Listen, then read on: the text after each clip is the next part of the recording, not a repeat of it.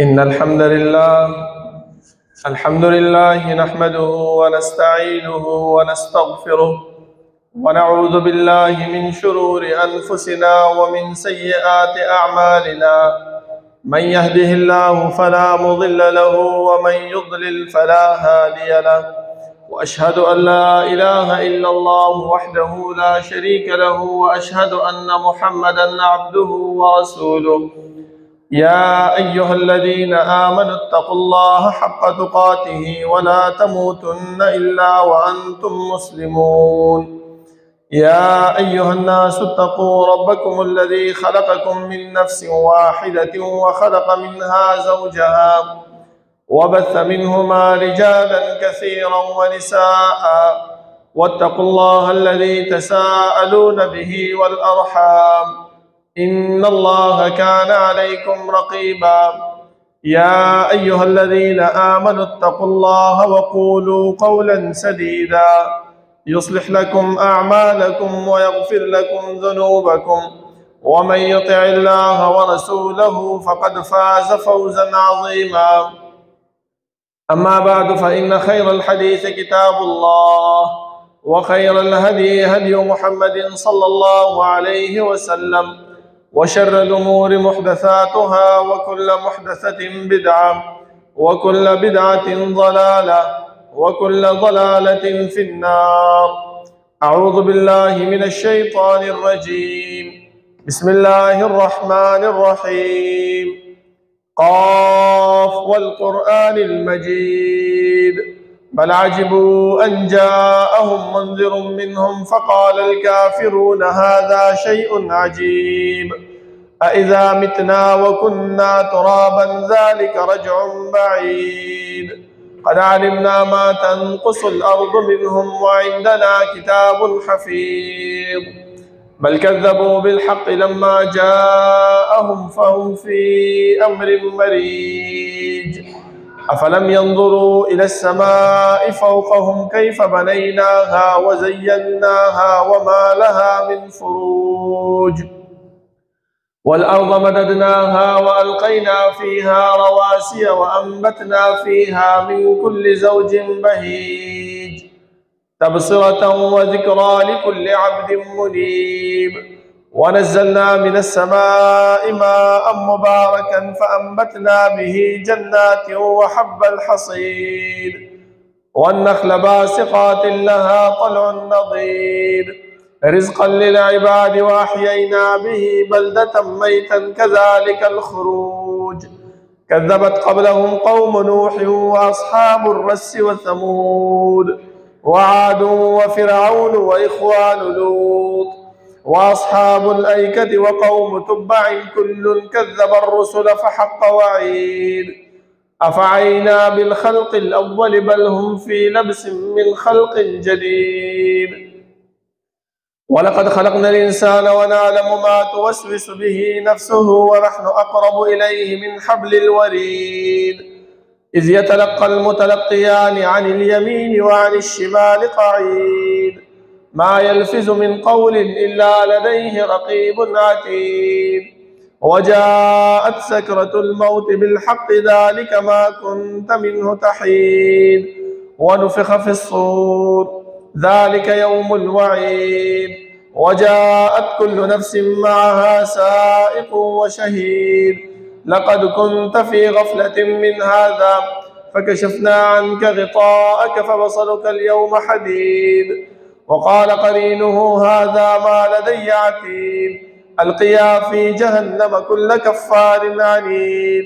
مناع للخير معتد مريب، الذي جعل مع الله إلها آخر فألقياه في العذاب الشديد. قال قرينه ربنا ما أطغيته ولكن كان في ضلال بعيد. قال لا تختصموا لدي وقد قدمت إليكم بالوعيد، ما يبدل القول لدي وما أنا بظلام للعبيد. يوم نقول لجهنم هل امتلأت وتقول هل من مزيد، وأزلفت الجنة للمتقين غير بعيد، هذا ما توعدون لكل أواب حفيظ. من خشي الرحمن بالغيب وجاء بقلب منيب ادخلوها بسلام ذلك يوم الخلود لهم ما يشاءون فيها ولدينا مزيد وكم أهلكنا قبلهم من قرن هم أشد منهم بطشا فنقبوا في البلاد هل من محيص إن في ذلك لذكرى لمن كان له قلب أو ألقى السمع وهو شهيد ولقد خلقنا السماوات والأرض وما بينهما في 6 أيام وما مسنا من لغوب فاصبر على ما يقولون وسبح بحمد ربك قبل طلوع الشمس وقبل الغروب ومن الليل فسبحه وأدبار السجود واستمع يوم ينادي المناد من مكان قريب يوم يسمعون الصيحة بالحق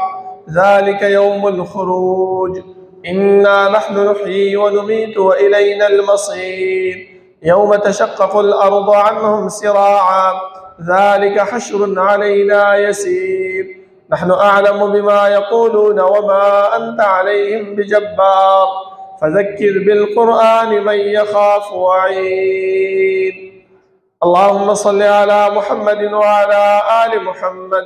كما صليت على إبراهيم وعلى آل إبراهيم إنك حميد مجيد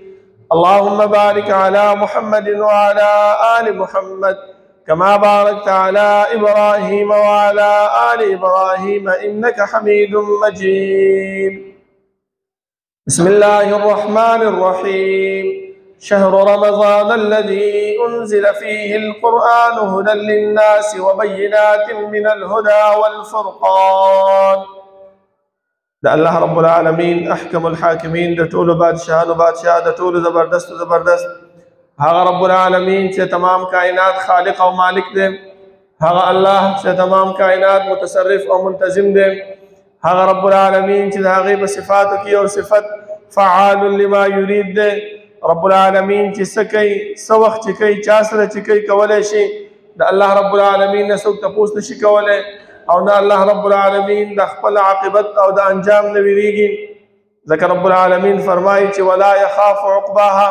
الله رب العالمین د خپل د عاقبت او د انجام نه یریږي خو یو صفت پکې موجود دی چې وهم يسألون دا مکلف مخلوقات چې هر څومره دي خو هغه انبیا دي او که امت دی خو هغه باچاهان دي او که رعیه ده خو هغه مالدار دي او که غریب دی هر یو فرد نه الله رب العالمین تپوس او پوښتنه کوي زما محترمو د الله رب العالمین دا تپوس او دا پوښتنه دا په دې خبره باندې دلالت نه کوي چې یاره موږ په دې دنیا کې کم کار کوو کم عمل کوو الله رب العالمین د دې نه خبره دی هغه ته معلومات نشته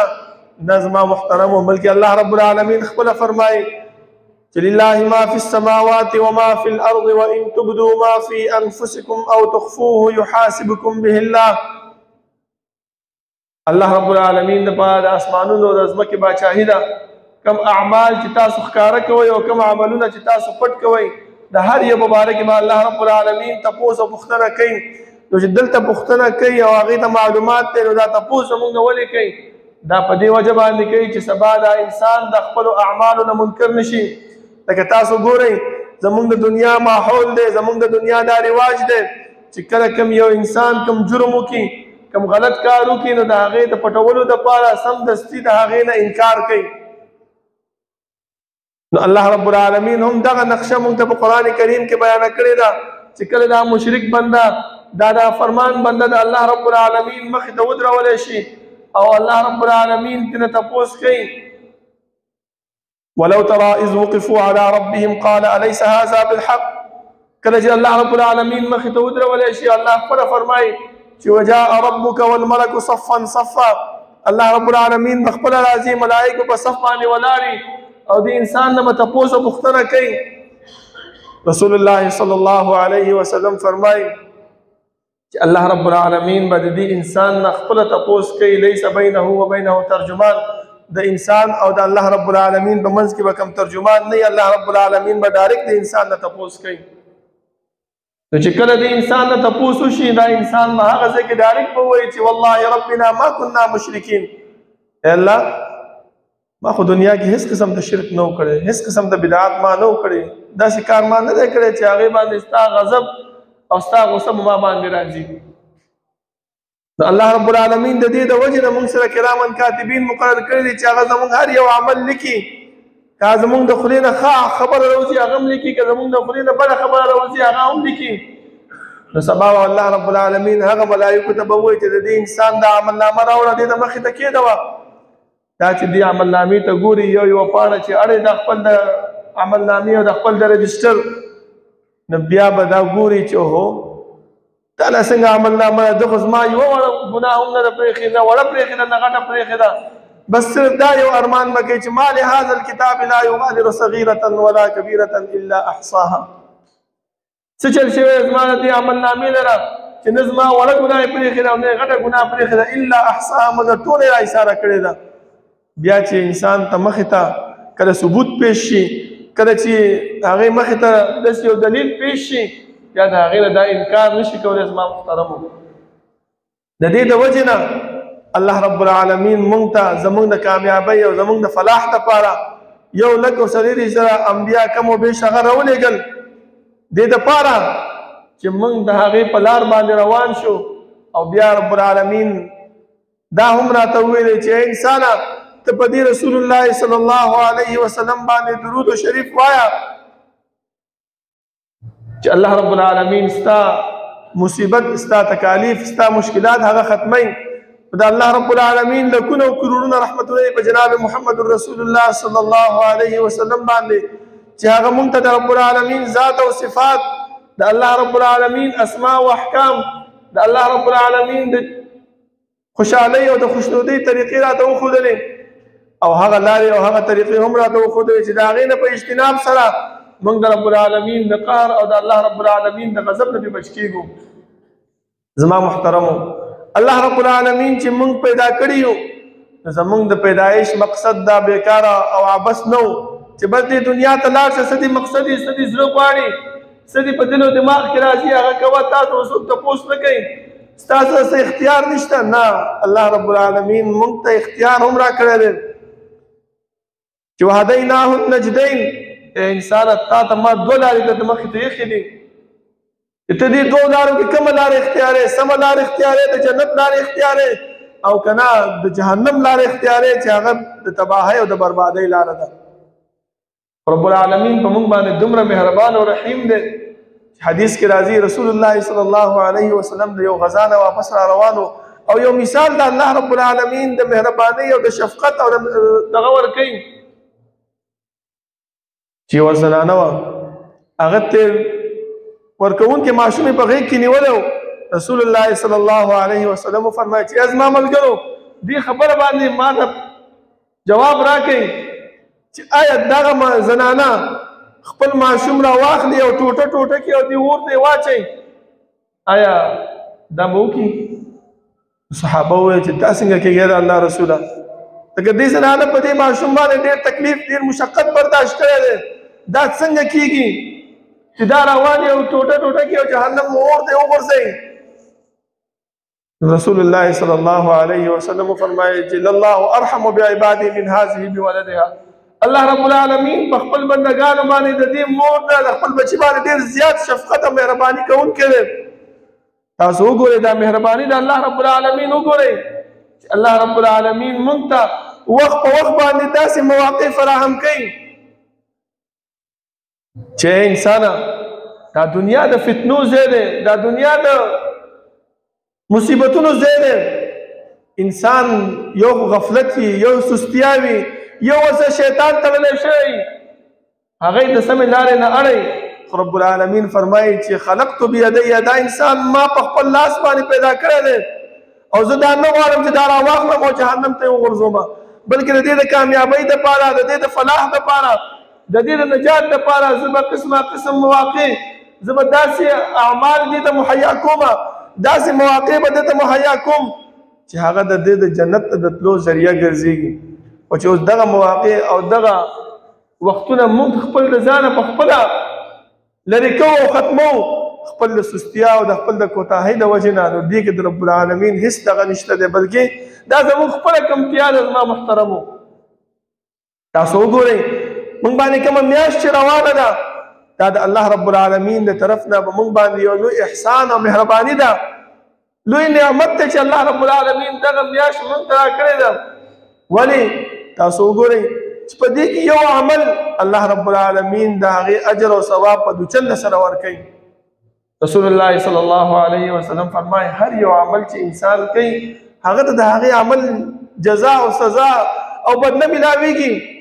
خو الله رب العالمین فرمایي چې الا الصوم، مگر دا یو روزه داسې عمل دی انه لی وانا اجزي به، دا د انسان ما دپاره نیولې ده او زه به د هغې څه کوم بدله دله ورکوم. چې د یو شي بدله الله رب العالمین خپله انسان له ورکوي. تاسو سوچ وکئ لکه په دې دنیا کې دې ماحول نه تاسو وګورئ چې یو انسان یو کار کړی وي یا یو نتیجه یې اخیستې وي، امتحان یې ورکوي، د هغې هغه نتیجه هغه ته ملاویږي. یو دې استاد نه ملاو شي ورته یا یو ورته د مشر سړي نه ملاو شي، نو د هغې څونه فرق وي. استاد خو ته د هر وخت مخامخ ناست مهیا وي، هغه سره ګپ شپ هم لګي که هغه نه څه واخلي نو داسې شوق او دغه یې ورسره نه وي. خو چې کله کم یو میلمه راشي، کم یو معزز سړی راشي او داسې یو محفل جوړ وي، په هغه محفل کې ته ته دا انعام او دا جایزه میلاوه شي نو دا څونه خوشحالېږي. او خاص کر د هغې او مور او پلار د هغه د خوشحالۍ نه چې کوم دی ځایږي نه په خپلو جامو کې. همدغه شان دی زما محترمو دغه مشقت د روجې چې کوم دی دا مونږ په خپل ځان باندې برداشت کوو د څه د وجې نه؟ خالص د رب العالمین د رضا د وجې نه. یعنې مونږ باندې چا څه زور نه دی کړی، نه راته څه ویلي دي چې خامخا ته به دا روژه نیسي، که ونه نیسي نو بیا به داسې داسې کار به در سره کوم. دا چا مونږ ته نه دی ویلي. او الله رب العالمین تاسو وګورئ ما تاسو ته مخکې وویل چې مونږ باندې دومره مهربان او رحیم دی چې مونږ ته یې دا وویلې چې انسانه ته که چېرته بیمار یا په سفر باندې یا نور داسې څه مسله تا ته پېښ کېږي نو خیر دی ته په دې میاشت کې دا روژه مه نیسه، د دې روژې قضایي بیا بل وخت کې راوړه. دا هغه رحمت او شفقت دی زما محترمو. ځکه رسول الله صلی الله علیه وسلم فرمایي چې الله رب العالمین دا دین مونږ ته ډېر آسان کړی دی. پکار دا نه ده چې مونږ به دا دین په خپل ځان باندې سخت کړو، دا دین په مونږ باندې غالب شي. اسانتیا هغه مونږ ته پکار دی چې په خپل زندګۍ کې راولو او دې اسانتیا باندې عمل وکړو زما محترمو. ځکه تاسو ګورئ چې رسول الله صلی الله علیه وسلم مونږ ته د روژې متعلق دا وفرمایل چې په سفر کې روژه مه نیسه، بیمار یې روژه مه نیسه، نور څه مشکلات ته یې روژه مه نیسه، خو بیا د هغې قضایي راوړه. همدغه شان دی په سفر کې مونځ دی زما محترمو 4 رکعاته دی. په سفر کې ګاډی وي ودرېږي او جلدي کوي. الله رب العالمین فرمایي چې دغه 4 رکعاته مونځ دا 2 رکعاته ته وګرځوه. رسول الله صلی الله علیه وسلم ته دومره اسانتیا راوستله ځکه الله رب العالمین د پیغمبر په باره کې فرمایي چې وبالمؤمنین رؤوف الرحیم، ما داسې پیغمبر ته لېږلی دی چې په مؤمنانو باندې شفقت او مهرباني کوونکی دی. هغه راته وویلې چې په سفر باندې روان یې 2 منځونه یو ځای کړه، جمع بین الصلاتین وکړه، تا ته به نور هم اسانه شي. دا څه شی د هغه شفقت او مهرباني ده زما محترمو د الله او د الله د رسول صلی الله علیه وسلم د طرف نه. خو دا هغه مواقع دي زما محترمو چې الله غواړي چې دا انسان دغه مواقع خپل زندګۍ کې راولي چې کامیابي حاصله کړي. بیا تاسو وګورئ چې دا د روژې میاشت تېره شي او الله رب العالمین نه دعا ده چې الله رب العالمین دې مونږ کوم اعمال په دې روژې میاشت کې کړي دي هغه د خالص خپل رضا دپاره وګرځئ او خپل دربار کې دې هغه قبول کړي. زما محترمو د دې نه بعد بیا د شوال هغه 6 روژې پیغمبر صلی الله علیه وسلم فرمایي چې کوم انسان هغه ونیولې نو داسې شول لکه ټول کال چې روژې نیولې، دومره ثواب الله ورکوي. ګوره یو انسان دی روژې میاشت کې مصروفه وي یا کمزورتیا وي یا سستی وي، هغه مواقع د دې نه لاړ شي نو الله ورپسې سمدستي بله موقع ورکړه چې انسانه مه غافله کېږه، دغه 6 روژې ونیسه. هسې هم تا عادت شوی په روژو نیولو باندې 10 روژې دې نیولې دي، که ورپسې دا 6 ونیسي نو څه تکلیف درته نه رسېږي، سختي در باندې نه راځي، بلکې هغه اجر او ثواب الله رب العالمین هغه مهرباني هغه د فلاح او د نجات هغه ذریعہ هغه الله رب العالمین د انسان له ورکوي. بیا که دا انسان په دې مصیبت کې په دې سستیا کې مبتلا او دا شپږ روزې ترې تېرې شي بیا الله رب العالمین ورته د عرفې روزه مقرر کړې ده چې انسان دا د عرفې روزه چې ونیسي رب العالمین ستا 2 کاله ګناهونه معاف کوي مخکیني او وروستني. د هغه مواقع زما محترمو دی په ذهن نشین کوي چې الله رب العالمین زموږ د کامیابۍ لپاره دا موږ ته مقرر کړی دي. الله دا نه غواړي چې دغه انسان راوالي او څه وکړي جهنم کې وغورځوي. ځکه خپل لاس سره پیدا کړي. تاسو وګورئ یو انسان دی په دې دنیا کې یو کار یو شی جوړ کړي نو د هغې بیا څومره حفاظت کوي که نه هغه راواخلي او کاڼې ورپسې راوالي او چوره چوره کوي هېڅکله چوره چوره کوي نه بلکې هغې ته کور ورکوي هغه په پلاستیک کې بندوي هغه بیا په المارۍ کې په عزت او احترام سره ږدي که مشر راشي که پلار یې راشي په سفر باندې یا کوم عزتمن سړی راشي هغه ته وښایي چې وګوره دا زما د زندګۍ هغه محنت دی. الله رب العالمین هم دغه انسان په خپل لاس سره پیدا کړی. الله فرمایي چې خلقت بیدی دا انسان ما په خپل لاس سره پیدا کړی دی. دا الله رب العالمین هېڅکله دا نه غواړي چې دا راوالي او څه وکړي جهنم ته وغورځوي. صحیح ده دا د عرفې روژه ته انسان نه پاتې شوه د انسان د کوتاهۍ او د سستۍ د وجې نه بیا ورپسې الله رب العالمین د محرم 2 ورځې روژې هغه مقرر کړي. یو کال ګناهونه په هغې باندې معاف کېږي. همدغه شان د زما محترم په هره میاشت کې 3 ورځې روژې د پیر او د زیارت د ورځې روژې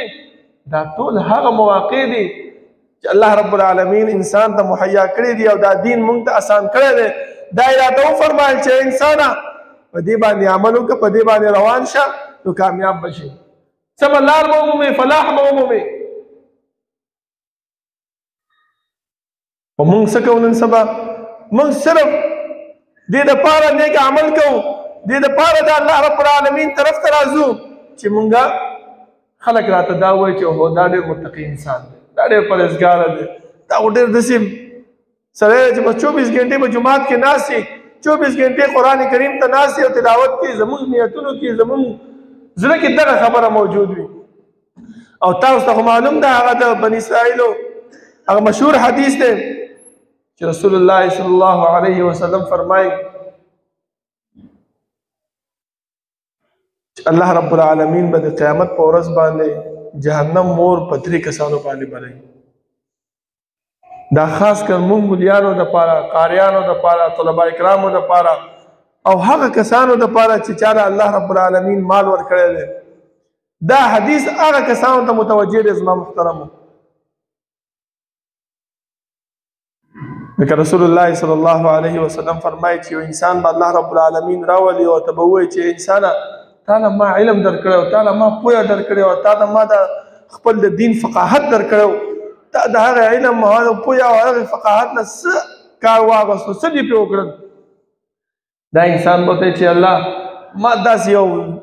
ځای نه دی پرېښی چې ستا دین مې نه رسولی داسې یو کوڅه داسې یو محله داسې یو مجلس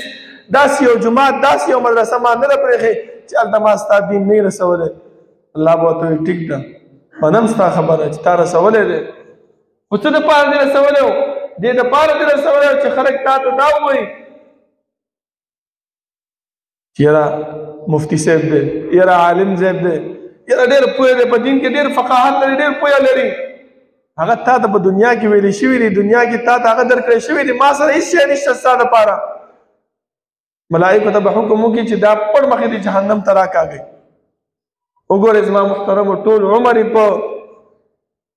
دین کې مصرف کړی ټول عمر یې تعلیم اول وکړو بیا یې خلکو ته ورسول څومره د نیکۍ کار یې کړی دی خو زړه یې څه شی و هغې کې د الله رضا موجود نه وه. دی دپاره یې کول چې خلک ما ته څه وایي چې یاره مفتي صاحب دی او خلک دا وایي چې مناظر اسلام دی او خلک دا وایي او خلک هغه وایي. الله به وایي چې دنیا کې تا ته ویلې شوي زه په مخه دې ښه شم.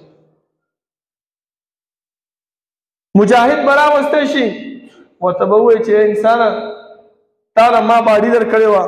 تا ته ما ځواني درکړې وه تا ته ما چې دی نو طاقت درکړی و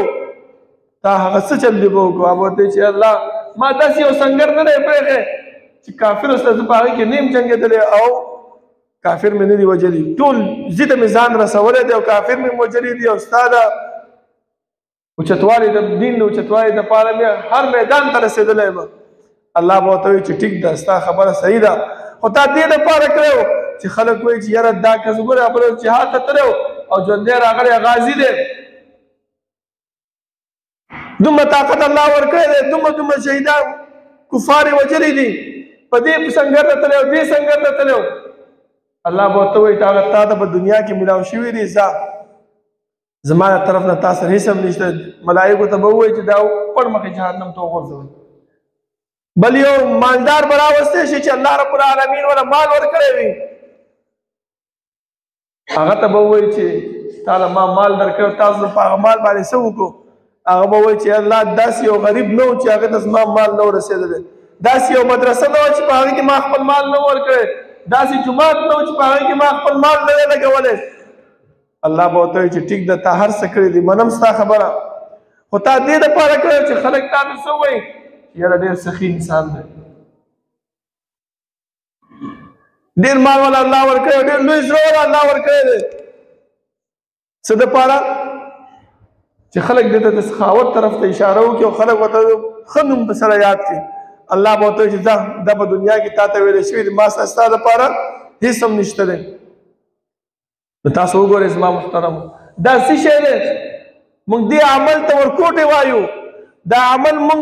دا نه ګڼو چې یاره په دې باندې به الله رب العالمین ناراضه کېږي یا به الله رب العالمین په دې باندې خفه کېږي هر سړی دا کوي چاله چې څه ورکوي ټولو کې اولې کیمره ورته نیولې وي او نن سبا خو دا سوشل میډیا ده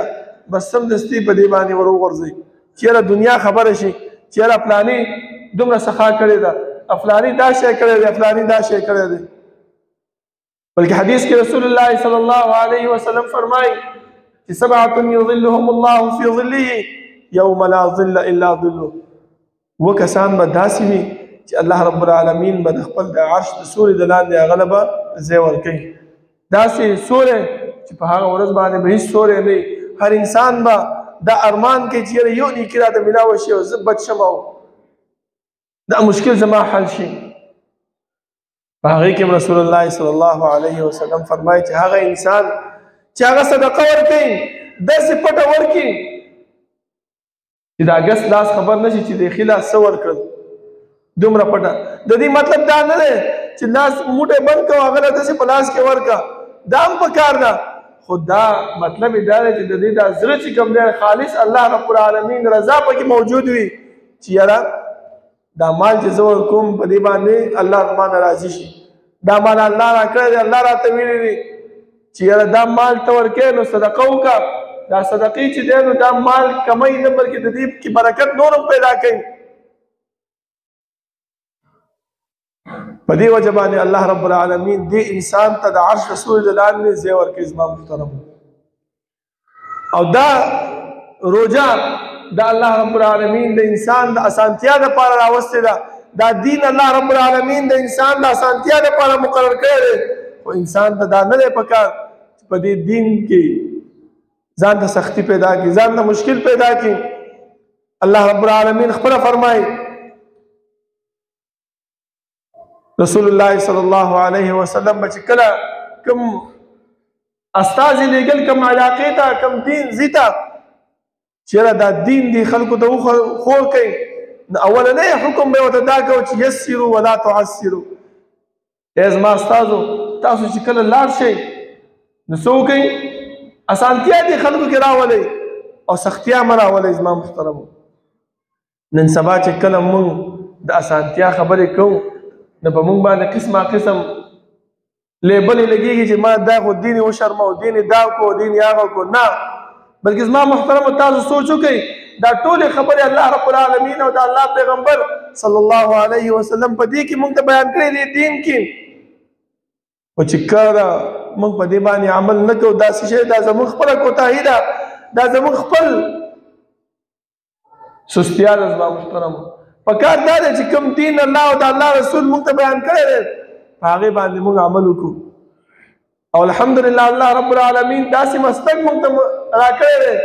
چې په هغې کې هیڅ قسم د تعصب نشته دی، په هغې کې هیڅ قسم ته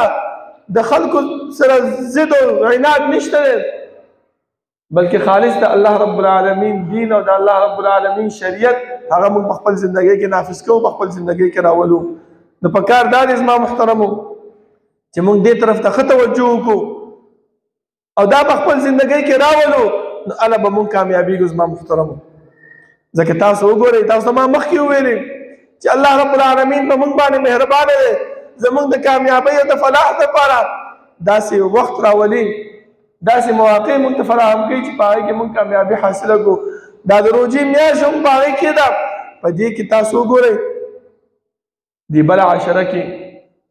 یوه شپه را روانه ده، د هغې شپې عبادت رسول الله صلی الله علیه وسلم او الله رب العالمین ډېر زیات فضیلت بیان کړی دی، تر دې پورې چې هغه شپې ته الله رب العالمین مبارکه شپه ویلې ده. الله فرمایي چې انا انزلناه فی لیلة مبارکة، چې یوې شپې ته الله رب العالمین مبارکه ووایي. بل ځکه الله رب العالمین فرمایي چې انا انزلناه فی لیلة القدر وما ادراک ما لیلة القدر لیلة القدر خیر من الف شهر. دا غوره میاشت او شپه ده د زرو میاشتو د عبادت نه. نو په کار دا دی زما محترمو دغه مواقع نه موږ فایده واخلو او الله رب العالمین چې په دې کې کوم انعامات کوم اجر او ثواب موږ ته یخی دی چې هغې نه موږ ځان نامحرومه نه کړو، بلکې هغې کې موږ ځان شامل کړو. خو دا صرف څه شی دی زما محترمو؟ دا زمونږ سستیا ده، زمونږ کمزورتیا ده، زمونږ کوتاهي ده چې موږ دې مواقعو نه ځان نه مستفید کوو او الله رب العالمین چې کوم جنت موږ له تیار کړی دی د هغه جنت موږ مستحق نه ګرځېږو. دا صرف زمونږ کوتاهي ده زما محترمه، نور هېڅ خبره نشته دی. هر وخت کې د الله رب العالمین نه دعا پکار ده، دا هر وخت کې د الله رب العالمین نه سوال پکار دی چې الله هغه اعمال ما نه واخلي چې هغه د جنت د تلو ذریعه وي او د هغه اعمالو نه ما وساتي چې هغه د جهنم د تلو ذریعه وي. نو هله به انسان کامیاب وي. الله رب العالمین نه دعا ده چې الله رب العالمین د عمل کولو توفیق راکړي او الله رب العالمین د هغه اعمال په دې روژې میاشت کې موږ نه والي چې هغه زموږ د کامیابۍ او زموږ د جنت د تلو ذریعه ګرځېږي. اقول قولي هذا واستغفر الله لي ولكم ولسائر المسلمين.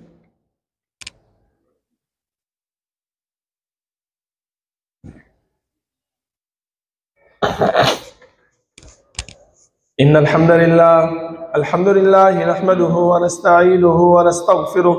ونعوذ بالله من شرور أنفسنا ومن سيئات أعمالنا، من يهده الله فلا مضل له ومن يضلل فلا هادي له، وأشهد أن لا إله إلا الله وحده لا شريك له، وأشهد أن محمدا عبده ورسوله. يا أيها الذين آمنوا اتقوا الله حق تقاته ولا تموتن إلا وأنتم مسلمون. يا أيها الناس اتقوا ربكم الذي خلقكم من نفس واحدة وخلق منها زوجها وبث منهما رجالا كثيرا ونساء، واتقوا الله الذي تساءلون به والأرحام إن الله كان عليكم رقيبا. يا أيها الذين آمنوا اتقوا الله وقولوا قولا سديدا يصلح لكم أعمالكم ويغفر لكم ذنوبكم، ومن يطع الله ورسوله فقد فاز فوزا عظيما. أما بعد، فإن خير الحديث كتاب الله، وخير الهدي هدي محمد صلى الله عليه وسلم، وشر الأمور محدثاتها، وكل محدثة بدعة، وكل بدعة ضلالة، وكل ضلالة في النار. أعوذ بالله من الشيطان الرجيم. إن هذا القرآن يهدي للتي هي أقوم. زما محترمو د روژې مبارکه میاشت په موږ باندې روانه ده. داسې یو اعمال تاسو ته ښیمه چې په هغې باندې الله رب العالمین زموږ د کامیابۍ او د فلاح ذریعه ګرځېږي چې هغه اعمال موږ په دې زندګۍ کې راولو نو موږ به کامیاب شو. زما محترمو ټولو کې اولنی عمل هغه د قرآن کریم تلاوت دی، ځکه الله رب العالمین د قرآن کریم په وجه باندې تاسو وګورئ، ما تاسو ته وفرمایل مخکې الله رب العالمین یوې شپې ته مبارک او عزت ویلی څه باندې د قرآن کریم په وجه باندې روجي میاشت ته چې الله رب العالمین دومره عظمت او فضیلت ورکړی په څه باندې په قرآن کریم باندې مکې ښار ته چې الله رب العالمین دومره عظمت ورکړی په څه باندې چې دلته قرآن کریم را نازل شوی دی همدغه شانتې نور فضیلتونه تاسو وګورئ نو که چېرته مونږ په دې میاشت کې د روجې میاشت کې قرآن کریم ته توجه ورکړو د هغې تلاوت وکړو نو ستاسو څه خیال دی چې الله رب العالمین به مونږ له فضیلت او عظمت را نه کړي لازمن به راکوي خو مونږ دې طرف ته لږ توجه پکار دی یو خبره په دې کې دا کومه دا بعضې زمونږ ساده مسلمانان هغه داسې کوي چې قرآن کریم کلاو کې بس صرف قرآن کریم ته ګوري او ګوته پې ګرځوي نور تلفظ نه کوي زما محترمو ځکه الله رب العالمین ما په ابتدا کې تاسو ته ویل چې کوم ملائک مونږ سره کېنولي دي کرامن کاتبین هغه زمونږ د خولې نه چې سمه خبره راوځي او که غلطه خبره راوځي هغه لیکي نو چې مونږ صرف قرآن کریم ته ګورو او ګوته پې ګرځو نو هغه رجسټر چې کوم الله زمونږ ته ایښی دی هغه زمونږ خالي دی په هغې کې به زمونږ هېڅ هم ونه لیکلی شو ځکه ملایک خو په غیب پوهېږي نه چې دې انسان د خولې نه څه وویستل د ده په زړه کې څه روان دي او الله رب العالمین هم فرمایي چې ما یلفظ من قول الا لدیه رقیب عتید دا انسان چې د خولې نه کوم تلفظ کوي کوم وینا وباسي نو زمونږ نګهبان فرشتې هغه څه کوي لیکي نو چې اوس انسان د خولې نه څه وباسي نه دا بعضې خلک دا وایي چې یاره په زړه کې لګیا یم که نه د زړه ټیک ده د زړه ثواب هم شته دی خو چې کوم رجسټر الله رب العالمین زمونږ د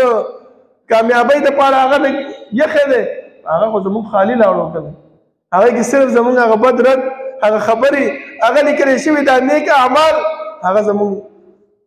نشته زما محترم پکار دا دی چې مونږ د قرآن کریم کلم تلاوت کوو ټیک دا مونږ په لاس کې قرآن کریم راواغستو هغه د ټچ کولو ثواب الله راکوي وګورئ مهرباني د الله وګورئ چې په نیولو سره هم ثواب دی په کتلو سره د سترګو ثواب دی په ویلو سره په خوله ژبې ثواب دی دومره اجر او مهرباني الله رب العالمین په مونږ باندې کوي نو پکار دا دی چې مونږ د دې تلفظ وکړو بل زما محترمو الله رب العالمین فرمایي چې هدن للمتقین دغه قرآن کریم د مؤمنانو دپاره هدایت دی څنګه هدایت دی متقي څوک دی یؤمنون بالغیب ویقیمون الصلاة ومما رزقناهم ينفقون چې دا مؤمن متقي هغه انسان دی چې په غیب باندې ایمان راوړي او منځ قایموي او کوم رزق چې مونږ ورکوي په هغې باندې صدقې او خرچې کې زما محترمو بل ځکه الله رب العالمین فرمایي ځکه ما تاسو ته په ابتدا کې یو خبره کړې وه چې الله رب العالمین مونږ ته داسې مواقع فراهم کوي چې انسان دغه موقع ده په دې کې ځان مصروف کا نو کامیاب بشي الله فرمایي چې وسارعوا الى مغفرة من ربكم وجنة عرضها السماوات والارض اعدت للمتقين جلدیوالی وکړئ د الله رب العالمین مغفرت ته او هغه جنت ته چې د هغې پلانوالی د اسمانونو د ځمکو برابر دی خو دا جنت الله چاله تیار کړی دی اعدت للمتقین دا د متقیانو نه الله تیار کړی دی اوس متقي څوک دی د هغې صفات واورئ هر انسان دی په خپل ګریوان کې سوچ وکړي چې آیا زه متقي یم او که نه یم الذین ينفقون في السراء والضراء اولنۍ صفت الله رب العالمین هغه د څه ذکر کړی دی د انفاق فی سبیل الله او رسول الله صلی الله علیه وسلم هم فرمایي د هغې په باره کې صحابه فرمایي چې کان اجود الناس فی رمضان رسول الله صلی الله علیه وسلم په رمضان کې ډېر سخا کوونکی و خو دا نه چې کله په مونږ باندې تکلیفي مصیبتي مشقتي مونږ د الله رب العالمین په لاره کې خرچه کوو لکه ګورې تاسو د دې یو لږ مثال زه تاسو ته درکومه د دې مشقت او د تکلیف کې د خرچې کولو څنګه دی په مونږ باندې کوم مصیبت راشي کومه بیماري راشي نو کوم یو ملګری چې راته وایي چې یاره دا بیماري ده یاره فلاني ځای کې یو حکیم دی هغې له لاړ شه سمدستي منډه وهم حکیم ته ځان رسوم یاره فلاني ځای کې ډېر سپیشلیست ډاکټر ناست دی هغې له ځان رسومه یاره فلاني ځای کې یو دمګر ناست دی چې په دم پسې واچوي نو ټیک کېږي هغې ته ځان رسومه یاره فلاني ځای کې یو تعویزګر دی هغې له لاړې د هغې تعویز ډېر اثرناک دی هغې له ځان رسومه خو چې کله په ما باندې راحت راشي اسانتیا را باندې راشي نو بیا ما الله رب العالمین هېر کړی او دا صفت الله رب العالمین د چا بیان کړی د مشرک بیان کړی. الله فرمایي چې فاذا ركبوا في الفلك دعوا الله مخلصين له الدين فلما نجاهم الى البر اذا هم يشركون. چې کله به کشته کې سوار شو دا مشرکین، هغه کشته والا چلون کې به आवाज وکړو چې لکه طوفان دی، الله رب العالمین یاد کړي، نو دیو به الله ته دعاګانې شروع کړي. د اکرمه رضی الله عنه په ایمان راوړو په دغه کې دا واقعه موجود ده چې هغه کله د فتح مکی په وخت باندې موقع باندې تلو، د مکې نه وتو، چې کشته کې سور شو، نو کشته والا आवाज وکړو چې طوفان دی او الله راوبلئ. اکرمه رضی الله عنه چې ولې دا زموږ معبودان، هغه ورته دا معبودان ستا دلته په کار نه راځي. هغه چې دلته په کار نه راځي نو بیا ما چې د پیغمبر صلی الله علیه وسلم سره کوم لانجه شروع کړې ده، کوم جنګ هم شروع کړی، خو په دې باندې هم شروع کړی دی چې الله او دا معبودان شریک دي په دغه کې چې دې سخته کې هغه زما په کار را نه شي، نو په دې باندې زه څه کومه. هغه امان واغستو د پیغمبر نه او سمدستي لاړو او د رسول الله صلی الله علیه وسلم په لاس باندې ایمان راوړو. نو که چېرته موږ هم داسې کوو چې تکلیف را باندې، نو په الله په لاره کې هر قسم خرچه کوو، هر قسم ډاکټر حکیم دمګر نه منډې وهو، خو چې کله اسانتیا را باندې راشي بیا هېڅ هم نشته دی. نو دا د مشرک صفات په موږ کې موجود دی. نو الله رب العالمین د متقي صفات څه وایي؟ ينفقون في السراء والضراء، چې د الله په لاره کې په تکلیف کې، په اسانتیا کې، په خوشحالۍ کې، په خفګان کې، په غم کې، په هر وخت کې د الله په لاره کې خرچه کوي. او دویم صفت والکاظمین الغیظ، او غصه سکونکي وي. دا انسان څه کوي؟ غصه سکونکي وي. والعافین عن الناس، زمونږ د اسلافو واقعات چې بیان کړی شي زما محترمو، نو انسان په ذهن کې راځي چې یاره هغه خلک هم وو، مونږ هم یو. سلیمان ابن مهران رحمه الله د هغې یو مینځي ته وویل چې ورشه ماله د اودس اوبه راوړه. هغه چې لاړه اوبه یې راوړلې، چې اوبه یې ورته ږدلې، دا اوبه د لوټۍ د لاس نه وښویه، ټولې د هغې په کپړو باندې وغورځېدې. هغه غوسه شو. چې غوسه شو هغه ورته وویل چې الله فرمایي چې والعافین عن الناس، هغه خلکو ته به چې قرآن بیان شو سمدستي ایغ نیغ به شو، وایي زما د الله دپاره معاف کړي. هغه دې باندې کار نه کېږي. الله وایي چې والعافین عن الناس، عفو وکړه، خو زه الله دپاره ما آزاد کړی، زه ته آزاده شو. اوس موږ څه کوو زما محترمه؟ زموږ په دې دور کې غلامان خو شته دی چې موږ غلامان آزاد کړو، نو د دې به څه مصداق جوړېږي؟ د دې مصداق زه تاسو ته بیانوم زما محترمو. رسول الله صلی الله علیه وسلم فرمایي چې صحابو نه یو ورځ تپوس وکړو چې په تاسو کې بهادر څوک دی؟ هغه ورته ویل چې الله رسول څوک چې میدان ته راوځي، هغه چې نه بهادر هغه انسان دی چې کله غوسه ورشي او خپل غوسه باندې کنټرول وکړي. بل روایت کې راځي چې یو انسان هغه دی چې چا ورسره ظلم او زیاتۍ کړی وي او دا د قدرت باوجود هغه انسان معاف کړي، دغه بهادر انسان دی. والعافین عن الناس، او عفو دا د زما محترمو چې کله مونږ کوم انسان معاف کو، بیا دا نه دی پکار چې یو سهار مونږ یو انسان معاف کو، غرمې ته یا مازدیګر ته یو مجلس جوړ دی، په هغه مجلس کې مونږ لاړ شو وایو یاره تا ته پته نشته سهار پلاني ما سره داسې کار وکړو، ما د الله دپاره معاف کړو. چې بل ځای ته لاړ شو یو دوه درې ملګري ناست دي، هلکه تاسو ته پته نشته ما خو سهار داسې کار کړی دی. که دا کار چې کوو زما محترمو، دا یو قسم د ریا ده او یو قسم د هغه انسان سپکاوی دی، او په دې باندې موږ هغه خپل عمل څه کوو؟ هغه بربادوو. نو په کار دا دی زما محترمو چې دې اعمالو ته سوچ وکړو چې الله رب العالمین موږ د متقیانو په صفات کې واچوي، او بیا د دې بدله څه شی ده؟ بدله واورئ چې الله اجر څه ورکوي. اولئک جزاؤهم مغفرة من ربهم ورضوان وجنات تجري من تحتها الانهار. الله بخنه کوي، الله ته راضي کیږي، او الله داسې جنتونو داخلي د هغې د لاندې نهرونه بهیږي. تاسو سوچ وکړئ زما محترمو، په کار دا دی چې موږ کوم عمل کوو هغې کې اول د الله رب العالمین رضا خپل زړه کې واچو، او چې کوم انفاق کوو هم په خوشحالۍ وکړو، هم په خفګان کې وکړو. نو یو اعلان تاسو ته کوم زما محترمو چې دا دینی مراکز چې دي دا د الله رب العالمین یو مضبوط قلاګانې دي، او دغه قلاګانې د الله رب العالمین د فضل او په احسان نه بعد زمونږ غوندې مخیر حضراتو په تعاون باندې هغه چلیږي. نو زه هم د الجامعة الأثرية چې مشهوره اداره ده، تاسو د هغې د تعارف ضرورت نشته دی، او د هغې بانی فضیلت الشیخ ابو عمر عبدالعزیز النورستاني حفظه الله، د هغې تعارف هم تاسو ته ضرورت نشته دی. زه د هغې فرزند ستاسو مخې ته ولاړ یم او د تعاون په سلسله کې راغلی یم. پکار دا دی چې موږ د متقي په صفت کې ځان واچو زما محترمو، او دې مدارسو سره دې د الله رب العالمین د قلاګانو سره تعاون وکړو. الله رب العالمین به موږ د مؤمنانو په صفت کې واچوي، او الله رب العالمین به موږ نه بدلی او جزاګانې او مغفرت او خپل رضا هم زموږ په نصیب کې وګرځوي. اخره کې یو اعلان د دې مسجد نن قیام اللیل کې ختم دی، وایي ملګرو ته اعلان وکړئ چې 12 بجې به ودرېږي، ځان حاضر کړئ، ځکه رسول الله صلی الله علیه وسلم فرمایي چې من قام ایمانا و احتسابا غفر له ما تقدم من ذنبه. په دې روژه کې کوم انسان د الله رب العالمین د رضا دپاره په دې نیت سره ودرېدلو، تراویح وکړلې چې الله رب العالمین به ما ته بخښنه وکړي او الله رب العالمین د ثواب امید وي، الله رب العالمین به اجر هم ورکوي. الله رب العالمین دعا ده چې الله رب العالمین دې موږ کې د مؤمنانو او د متقیانو صفت پیدا کړي، او موږ نه هغه وخت کې صدقې او خیرات زمونږ د جیبونو نه زمونږ د زړه نه وباسي چې هغه موږ کله په خوشحالۍ کې او که په خفګان کې. الله رب العالمین د عمل کولو توفیق راکړي، او الله رب العالمین زمونږ اعمال خپل دربار کې قبول کړي، او الله رب العالمین دې دا رمضان زمونږ دپاره د خیر او د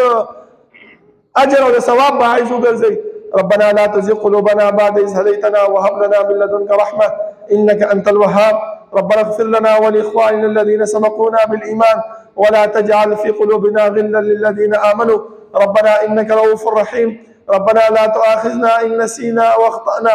ربنا ولا تحمل علينا إصرا كما حملته على الذين من قبلنا ربنا ولا تحملنا ما لا طاقة لنا به واعف عنا واغفر لنا وارحمنا أنت مولانا فانصرنا على القوم الكافرين. صفونا برابر كنز دين